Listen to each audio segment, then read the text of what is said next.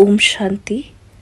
आज है 24/4/2024 की वाणी। तो चलिए अभी हम सुनते हैं परमात्मा महावाक्य। बाबा कहते हैं, मीठे बच्चे, तुम सवेरे अमीर बनते हो, शाम को फकीर बनते हो। फकीर से अमीर, पतित से पावन बनने के लिए 2 शब्द याद रखो, मनमना भव, मद्याजीत भव। प्रश्न, कर्म बंधन से मुक्त होने की युक्ति क्या है? उत्तर है, याद की यात्रा तथा ज्ञान का सिमरन। एक के साथ सर्व संबंध रहे, अन्य कोई में भी बुद्धि न जाए। जो सर्वशक्तिमान बैटरी है, उस बैटरी से योग लगा हुआ हो, अपने ऊपर पूरा ध्यान हो, दैवी गुणों के पंख लगे हुए हो, तो कर्म बंधन से मुक्त हो जाएंगे। ओम शांति। बाप ने बैठ समझाया है, यह है भारत के लिए कहानी। क्या कहानी है? सुबह को अमीर है, शाम को फकीर है। इस पर एक कहानी है। सुबह को अमीर था, यह बातें तुम जब अमीर हो तब नहीं सुनते हो। फकीर और अमीर की बातें तुम बच्चे संगम युग पर ही सुनते हो।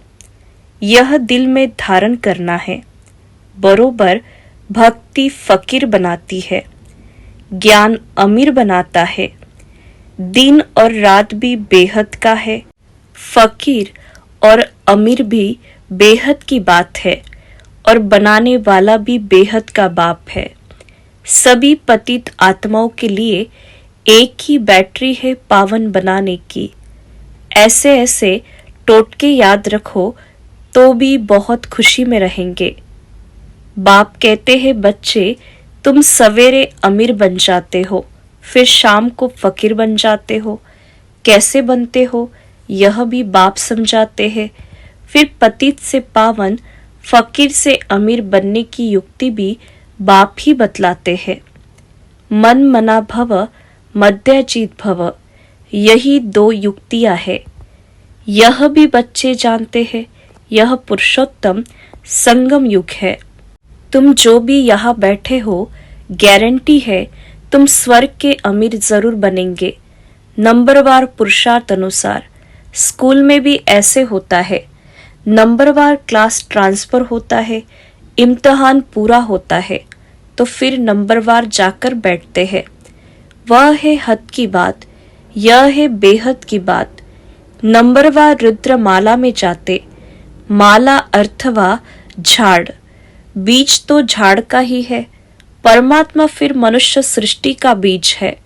यह बच्चे जानते हैं कि झाड़ वृद्धि को कैसे पाता है, पुराना कैसे होता है। आगे यह तुम नहीं जानते थे, बाप ने आकर समझाया। अभी यह है पुरुषोत्तम संगम युग। अभी तुम बच्चों को पुरुषार्थ करना है, दैवी गुण के पंख भी धारण करने हैं, अपने ऊपर पूरा ध्यान देना है। याद की यात्रा से ही तुम पावन बनेंगे और कोई उपाय नहीं। बाप जो सर्वशक्तिमान बैटरी है, उनसे पूरा योग लगाना है। उनकी बैटरी कभी ढीली नहीं होती। वह सतो रजो तमो में नहीं आते, क्योंकि उनकी सदा कर्मातीत अवस्था है। तुम बच्चे कर्म बंधन में आते हो। कितने बड़े बंधन हैं। इन कर्म बंधनों से मुक्त होने का एक ही उपाय है, याद की यात्रा। इसके सिवाय और कोई उपाय नहीं। जैसे यह ज्ञान है, यह भी हड्डियां नरम करता है। यूं तो भक्ति भी नरम बनाती है। कहेंगे यह बेचारा भक्त आदमी है, इनमें ठगी आदि कुछ भी नहीं है।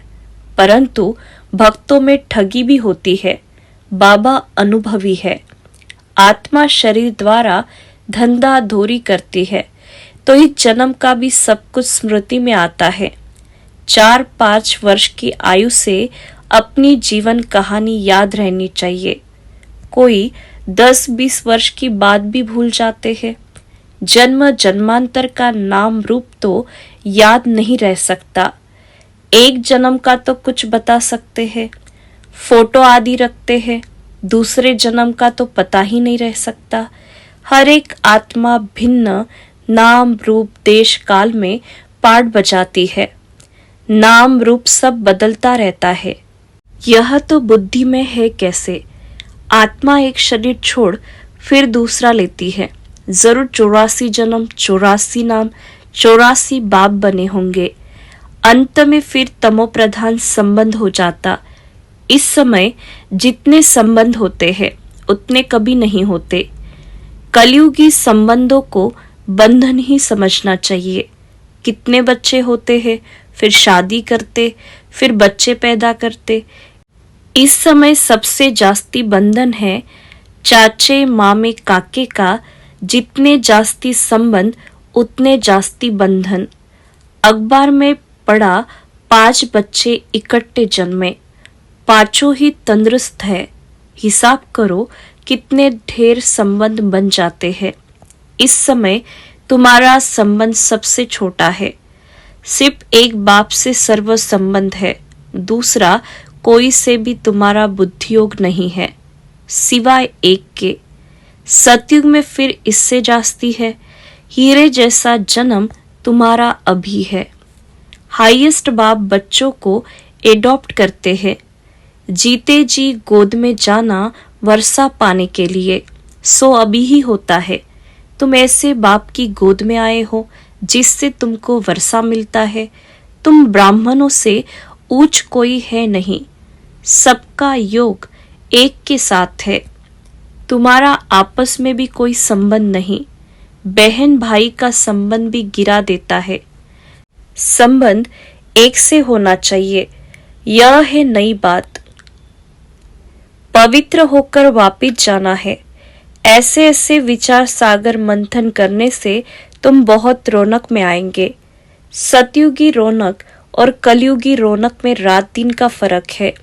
भक्ति मार्ग के समय है ही रावण का राज्य। पिछाड़ी में साइंस का घमंड भी कितना होता है, जैसे सतयुग से भेंट करते हैं। एक बच्ची ने समाचार लिखा कि हमने प्रश्न पूछा कि स्वर्ग में हो या नरक में, तो 4-5 ने कहा हम स्वर्ग में हैं। बुद्धि में रात दिन का फर्क पड़ जाता। कोई समझते हैं हम तो नरक में हैं, फिर उनको समझाना पड़ता कि स्वर्गवासी बनना चाहते हो, स्वर्ग कौन स्थापन करते हैं। यह बहुत मीठी मीठी बातें हैं, तुम नोट करते हो, परंतु वह कॉपी में ही नोट्स रह जाते, समय पर याद नहीं आते। अब पतित से पावन बनाने वाला परम पिता परमात्मा शिव है। वह कहते हैं मामे कम याद करो तो पाप कट जाएंगे। याद में कोई तो आमदनी होगी ना। याद की रस्म अब निकली है। याद से ही तुम कितने ऊंच स्वच्छ बनते हो। जितनी जो मेहनत करेगा उतना ऊंच पद पाएगा। बाबा से भी पूछ सकते हो। दुनिया में तो संबंध और जायदाद के पीछे झगड़े ही झगड़े हैं। यहाँ तो कोई संबंध नहीं। एक बाप दूसरा न कोई। बाप है बेहद का मालिक। बात तो बड़ी सहज है। उस तरफ स्वर्ग और इस तरफ नर्क। नर्कवासी अच्छे या स्वर्गवासी अच्छे। जो सयाने होंगे वह तो कहेंगे स्वर्गवासी अच्छे। कोई तो कह देते नरकवासी और स्वर्गवासी। इन बातों से हमें कोई मतलब नहीं, क्योंकि बाप को नहीं जानते। कोई फिर बाप की गोद से निकल माया की गोद में चले जाते। वंडर है ना, बाप भी वंडरफुल तो ज्ञान भी वंडरफुल, सब वंडरफुल। इन वंडर्स को समझने वाला भी ऐसा चाहिए जिसकी बुद्धि इस वंडर में ही लगी रहे। रावण तो वंडर नहीं है, न उनकी रचना वंडर है। रात दिन का फर्क है। शास्त्रों में लिख दिया है काली दह में गया, सर्प ने डसा, काला हो गया। अब तुम अच्छी रीति यह सब समझा सकते हो। श्री कृष्ण के चित्र को कोई उठाकर पढ़े तो रिफ्रेश हो जाए। 84 जन्मों की कहानी है। जैसे श्री कृष्ण की वैसे तुम्हारी। स्वर्ग में तो तुम आते हो ना, फिर त्रेता में भी आते रहते हो। वृद्धि होती रहती है, ऐसे नहीं त्रेता में जो राजा होते वह त्रेता में ही आएंगे। पढ़े के आगे अनपढ़े को भरी ढोनी पड़ेगी। यह ड्रामा का राज बाबा ही जान सकते हैं। अब तुम जानते हो तुम्हारे मित्र संबंधी आदि सब नरकवासी है। हम पुरुषोत्तम संगम युगी है। अब पुरुषोत्तम बन रहे हैं। बाहर के रहने और यहाँ 7 रोज आकर रहने में बहुत फर्क पड़ जाता है। हंसों के संग से निकल बगुलों के संग में जाते हैं। बहुत बिगाड़ने वाले भी है। बहुत बच्चे मुरली की परवाह नहीं करते। बाप समझाते हैं गफलत नहीं करो, तुमको खुशबूदार फूल बनना है। सिर्फ एक बात ही तुम्हारे लिए काफी है, याद की यात्रा। यहाँ तुमको ब्राह्मणों का ही संग है। कहा ऊंचे ते ऊंच, कहा नीच। बच्चे लिखते हैं बाबा बगुलों के झुंड में हम एक हंस क्या करेंगे। बगुले कांटे लगाते हैं, कितनी मेहनत करनी पड़ती है। बाप की श्रीमत पर चलने से पद भी ऊंच मिलेगा। सदैव हंस होकर रहो, बगुलों के संग में बगुला न बन जाओ। गायन है आचर्यवंत सुनंती, कथंती भागंती। थोड़ा भी ज्ञान है तो स्वर्ग में आएंगे, परंतु फर्क रात दिन का पड़ जाता। सजाए बहुत कड़ी खाएंगे। बाप कहते हैं मेरी मत पर न चल, पतित बने तो 100 गुना दंड पड़ जाता है। फिर पद भी कम हो जाता है। यह राजा स्थापन हो रही है, यह बातें भूल जाती है। यह भी याद रहे तो भी ऊंच पद पाने का पुरुषार्थ जरूर करे। नहीं करते हैं तो समझा जाता है। एक कान से सुन दूसरे से निकाल देते हैं। बाप से योग नहीं, यहाँ रहते भी बुद्धि योग बाल बच्चों की तरफ है। बाप कहते हैं सब कुछ भूल जाना है, इसको कहा जाता वैराग्य। इसमें भी परसेंटेज है। कहा न कहा ख्यालात चले जाते हैं। 1-2 से लव हो जाता तो भी बुद्धि लटक जाती है। बाबा रोज समझाते हैं इन आंखों से जो कुछ देखते हो वह सब खत्म होने वाला है। तुम्हारा बुद्धियोग नई दुनिया में रहे और बेहद के संबंधियों से बुद्धियोग रखना है। यह माशुक वंडरफुल है। भक्ति में गाते हैं आप जब आएंगे तो आपके बिगर हम किसको भी याद नहीं करेंगे। अब मैं आया हूं तो अब तुमको सब तरफ से बुद्धियोग हटाना पड़े। यह सब कुछ मिट्टी में मिल जाना है। तुम्हारे जैसे मिट्टी के साथ बुद्धियोग है। मेरे साथ बुद्धियोग होगा तो मालिक बन जाएंगे। बाप कितना समझदार बनाते हैं।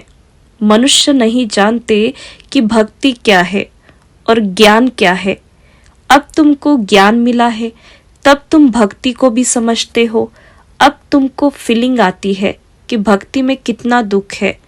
मनुष्य भक्ति करते हैं, अपने को बहुत सुखी समझते हैं, फिर भी कहते हैं भगवान आकर फल देंगे।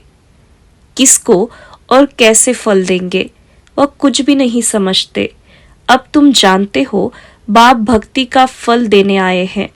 विश्व की राजधानी का फल जिस बाप से मिलता है वह बाप जो डायरेक्शन देते उस पर चलना है।